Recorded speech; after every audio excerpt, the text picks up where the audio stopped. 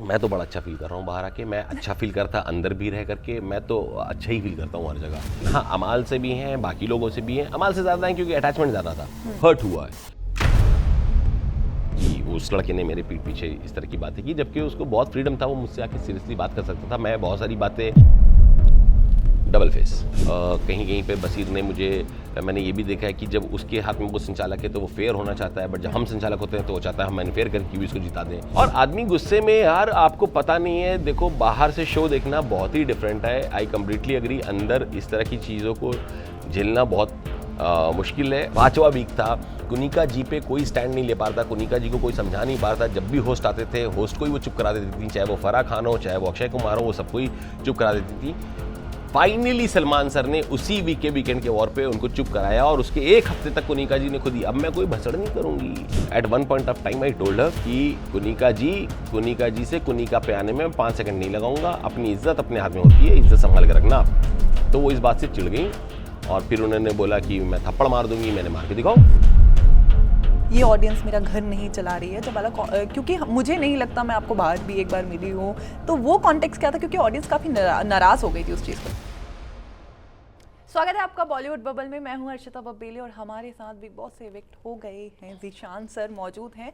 थोड़ी सी सैड जनता नज़र आ रही है क्योंकि हमने आपको विनर्स की लिस्ट में देखा हुआ था। पहले आप बताइए कि आप क्या फील कर रहे हो अभी। Hi Harshita, thank you so much. The thing is कि मैं तो बड़ा अच्छा फील कर रहा हूँ बाहर आके। मैं अच्छा फील करता अंदर भी रह करके, मैं तो अच्छा ही फील करता हूँ हर जगह। बाकी जनता का ही कॉल था, जनता ने भरपूर सपोर्ट करा जो मेरे फैंस थे, मगर कहीं ना कहीं थोड़ी कमी रह गई होगी। ठीक है, इट्स ओके। उसको बहुत ज़्यादा हार्ट पे नहीं लेंगे, बहुत ज़्यादा दिल पे नहीं लेंगे। अगली बार फिर हमें मौका मिलेगा कुछ और शो में, कुछ और इंटरटेन करने का, वहाँ इंटरटेन करेंगे आपको। पर जितना हो सका यार, मैंने बहुत ट्राई करा अपना, और ठीक है, it's a part of game.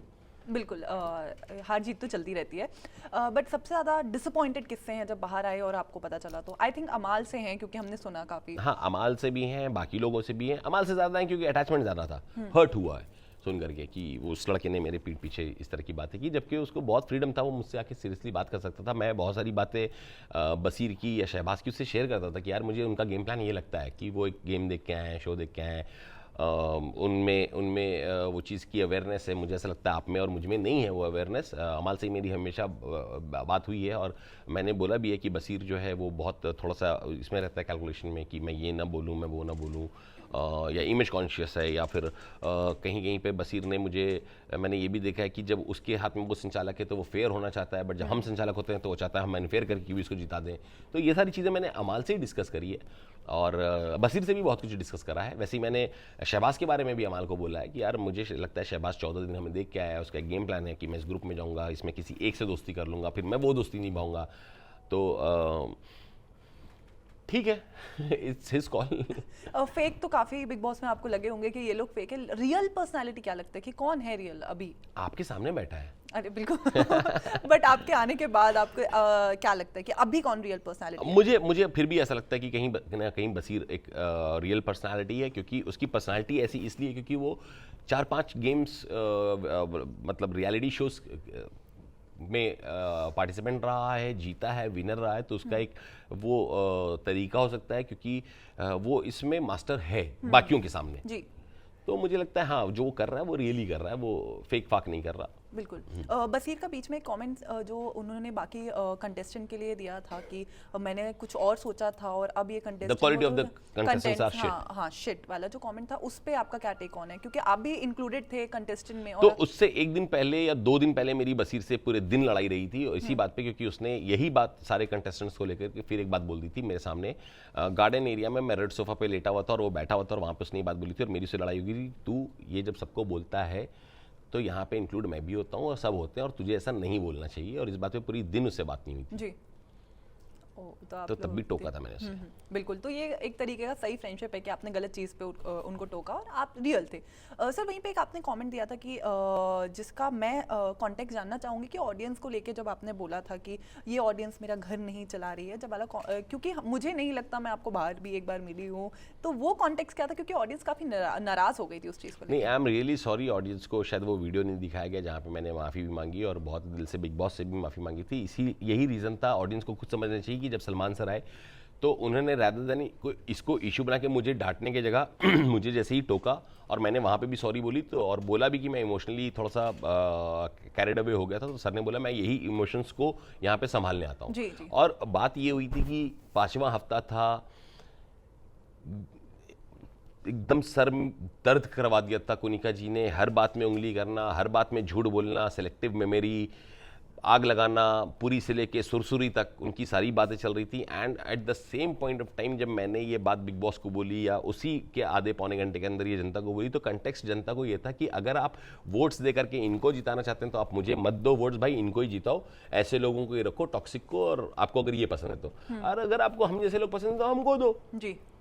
और आदमी गुस्से में, यार आपको पता नहीं है, देखो बाहर से शो देखना बहुत ही डिफरेंट है, आई कम्प्लीटली अग्री, अंदर इस तरह की चीज़ों को झेलना बहुत मुश्किल है। और वो मेरी चीज़ें हैं, मैंने गुस्से में अगर आकर के बोला तो मैंने किसको बोला है बिग बॉस में सॉरी? बिल्कुल इनको ही बोला, और किसको बोला कि यार यहाँ पे मुझसे गलती हुई है, I am very much aware कि मैंने क्या बोला and I am sorry for that. But उस टाइम पे मैं भी as a human being frustrate हो चुका था चीज़ों से। मैं कोई एआई या कंप्यूटर से नहीं चल रहा हूँ, इंसान हूँ यार, रिएक्शंस आएंगे मेरे भी, तो बहुत ही वैसे रिएक्शंस थे। और उस पर मैंने सॉरी भी बोला चीज़ों को, और फिर सर ने उसको संभाला भी बहुत अच्छे से कि आपको बाहर निकलोगे तो जनता का प्यार मिलेगा। तो मैंने बोला भी sir already I have said this sorry and again I am sorry.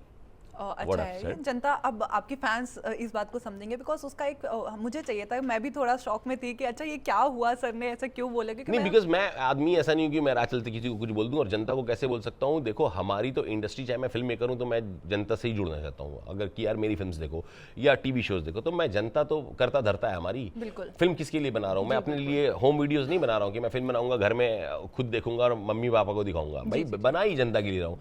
तो उस तरह का मैं आदमी नहीं हूँ कि मैं खामखा में कुछ बात बोलूँ, मगर जो मैंने बोला वो मैं जस्टिफाई नहीं कर रहा कि मैंने सही बोला, ऑब्वियसली मैंने गलत बोला, that is the reason I was sorry and I M again sorry. मगर वो आपको थोड़ा सा मेरे तरफ से मेरे जूते में अपना पैर डाल के देखना होगा, मेरे पॉइंट ऑफ व्यू से देखना होगा कि जिस चीज़ों से हम गुजर रहे थे। 5वां वीक था, कुनिका जी पे कोई स्टैंड नहीं ले पा रहा था, कुनिका जी को कोई समझा नहीं पा रहा था। जब भी होस्ट आते थे, होस्ट को ही वो चुप करा देती थी, चाहे वो फराह खान हो, चाहे वो अक्षय कुमार हो, वो सबको ही चुप करा देती थी। फाइनली सलमान सर ने उसी वीक के वीकेंड के वॉर पे उनको चुप कराया, और उसके एक हफ्ते तक कुनिका जी ने खुद ही, अब मैं कोई भसड़ नहीं करूंगी, और नहीं हुई घर में भसड़ भाई। बिल्कुल हाँ, हमने देखा। तो ये देखो आपकी क्या फिर इफेक्ट होता है उनके ना घुसने से, उनके भसड़ ना करने से। जी जी।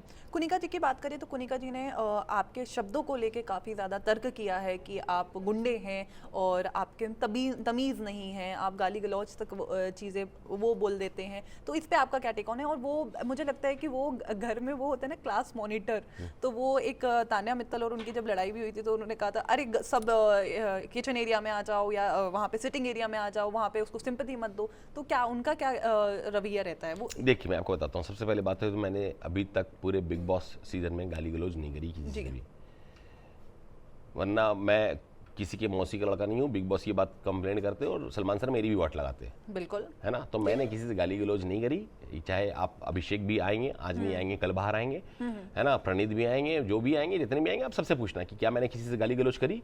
नहीं करी। मगर कुनिका जी ने मुझे इतना पोक कर दिया था कि one point of time I told her कि कुनिका जी से कुनिका पे आने में 5 सेकंड नहीं लगाऊंगा, अपनी इज्जत अपने हाथ में होती है, इज्जत संभाल के रखना आप। तो वो इस बात से चिढ़ गई और फिर उन्होंने बोला कि मैं थप्पड़ मार दूंगी। मैंने मार के दिखाओ, मारो और मुख्य दौर खुला है निकलो इधर से, ठीक है। यही बात उन्होंने बसीर को ही बोली। बसीर ने बोला कि how day you touch me if you can. तो ये 2 बात हुई। और कुनिका जी ने मेरी इस बात पे जाके बाथरूम में सबको बोला कि ये वासेपुर का गुंडा है, फलाना है, ऐसा है, वैसा है, और मैं भी बॉम्बे की क्या हूँ, समथिंग हूँ। तो मैंने बोला जो भी हो, मैं तो हूँ, प्राउडली हूँ गुंडा। अगर आप मुझे ये बात बोल रहे हो और इसके बाद आप 2 दिन के अंदर फिर मुझे रिस्पेक्ट देते हो जीशान भाई पे, कि जीशान से शुरू हुआ था फर्स्ट डे और 20वें 22वें दिन आप जीशान भाई पे आ जाओ, तो मैं वैसा गुंडा बनना चाहूँगा फिर, कि कम से कम रिस्पेक्ट तो मिल रही है। कहीं ना बात है, कहीं रिस्पेक्ट मिल रही है। एक लाइन तो खींचा। हाँ, ड्रॉ किया, बाउंड्रीज ड्रॉ। बिल्कुल। मित्तल का आपके साथ क्या बॉन्ड है? मालती के आने के बाद थोड़ी ज़्यादा इनसिक्योर दिख रही है, और वो आप लोगों को लेके भी मैं हेयर ऑयल करूंगी यार ये सब, वो थोड़ा सा दिखा। तो क्या लगता है कि वो ज़्यादा इनसिक्योर हो गई है वाइल्ड कार्ड के आने के बाद? कोई भी रिलेशन को आप चोक नहीं कर सकते लाइफ में। बिल्कुल। कि आप यहाँ उठो, यहाँ बैठो, यहाँ खाओ, यहाँ पियो। भाई साहब, मैं ऐसे रिलेशंस को मैं मानता ही नहीं, और ना मैं चोक करता हूँ किसी को। सब इंडिपेंडेंट है, आज़ाद है, 4 कमरों का घर है यार, कहीं भी उठो बैठो। यही 14-15 सदस्य हैं, इन्हीं के साथ आपको उठना बैठना है, इन्हीं को कॉल आउट भी करना है। पर ऐसा नहीं हो सकता कि मैं अगर 4 दोस्त हैं तो मैं वहीं बैठा रहूँ। यही तकलीफ मेरे ग्रुप को भी हुई थी कि हर जगह उठते बैठते हैं, तो भाई उठता बैठता हूँ ना, क्या प्रॉब्लम है? बिल्कुल। पर जब ग्रुप को जरूरत हुई तो मैं खड़ा रहा ना। आप सबने देखा ना, जब मैं बाहर निकला तो आप देख रहे हो ना कि तब भी मैंने ग्रुप की बैक बिचिंग नहीं करी, किसी के बारे में कुछ कंप्लेंट नहीं करी, सबसे मिलजुल के रहा। नॉमिनेशन हो, चाहे कैप्टन बनाना हो, से लेके कुछ भी हो, मैंने वही करा जो मेरे ग्रुप को सही लगा। बिल्कुल। मैं वहाँ पे खड़ा रहा। तो ठीक है, उसमें क्या फ़र्क पड़ता है कि किसको क्या लग रहा है। अगर उसको लगता है कि मैं मालती के साथ क्यों हूँ, तो भाई मैं हूँ। अभी नई कैंडिडेट आई है, क्या चल रहा है उसके दिमाग में, मुझे और भी आगे रहना है। मैं थोड़ी सोच रहा था कि अगले हफ्ते में चला जाऊंगा, तो मुझे तो जानना है कि उसके दिमाग में क्या प्लानिंग चल रही है, नहीं चल रही है। एंड इवेंचुअली थर्ड डे, जो 3 दिन में मालती बहुत अच्छी दोस्त थी, नेहल और फरहाना की, थर्ड डे वो इक्वेशन चेंज हो जाता है, उन सबकी लड़ाई हो जाती है, पूरा घर उनको कॉर्नर कर देता है। और मैं कहता हूँ कॉर्नर मत करो किसी को, पूरा घर किसी को कॉर्नर करेगा तो मैं खड़ा रहूंगा। और उसको आए हुए 3 दिन हुआ है। रादर देन आस्किंग हर कि आप आए हो, आप बताओ आप कैसे हो, आप क्या करते हो, आप ने क्या देखा, और आप किस गेम प्लान से आए हो, आप उससे पूछ रहे हो मैं कैसा लग रहा हूँ, टीआरपी कैसी जा रही है, मैं कैसा दिख रहा हूँ। तो आपने तो सब अपने बारे में पूछा ना, उसके बारे में जानने की कोशिश कहाँ की? बिल्कुल। हाँ, तो मैं इसलिए उसके साथ खड़ा हो गया, सिंपल सीधी सी बात है। चलिए, हमारी तरफ से आ गया है खत्म करने का। एक सेगमेंट है, बस आपको एक वर्ड देना है, मैं आपको कंटेस्टेंट का नाम दूंगी। तान्या मित्तल। आंसू। आंसू। Amaal Malik. Double face. Double face. Kunika ji. कलेशी। कलेशी। गौरव। गौरव इज सोया हुआ है, जगा दो। जगह दो। अभिषेक बजाज। बैल बुद्धि। अशनूर कौर। या अभिषेक बजाज का मैं ऐसा कहूँगा कि बैल बुद्धि से ज़्यादा happy go lucky. Ashnoor Kaur. Very sweet. Mridul. Sweetheart. Farhana. Piranha. पिरा। नीलम।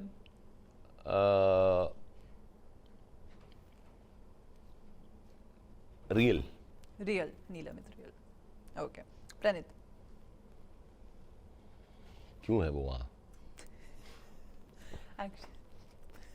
आवेश Darbar. Nice guy. Nice. Nagma. Nice soul. Nice.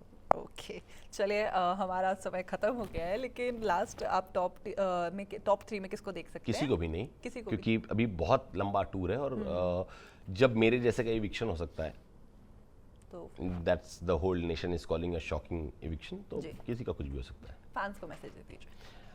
Hello fans, जितना मुझे समय मिला मैंने पूरा ट्राई करा कि आपको एंटरटेन करूं, अपनी चीज़ें दिखाऊं, बहुत ही रियल पर्सनालिटी के साथ आपके सामने आऊं, जो जहां पे मुझे लगता है मैंने अपना 100% दिया है। और दिल छोटा नहीं करेंगे, यहाँ नहीं कहीं और मौका मिलेगा, हम वहाँ एंटरटेन करेंगे आपको। और फिलहाल के लिए इंस्टाग्राम पे जुड़ेंगे, मैं आपको वहाँ पे भी वन लाइनर्स दूंगा और खूब मस्ती करेंगे। Thank you so much. Thank you so much. Thank you. Hi, my name is Zishan Kadri and you are watching Bollywood Bubble. Thank you. आपकी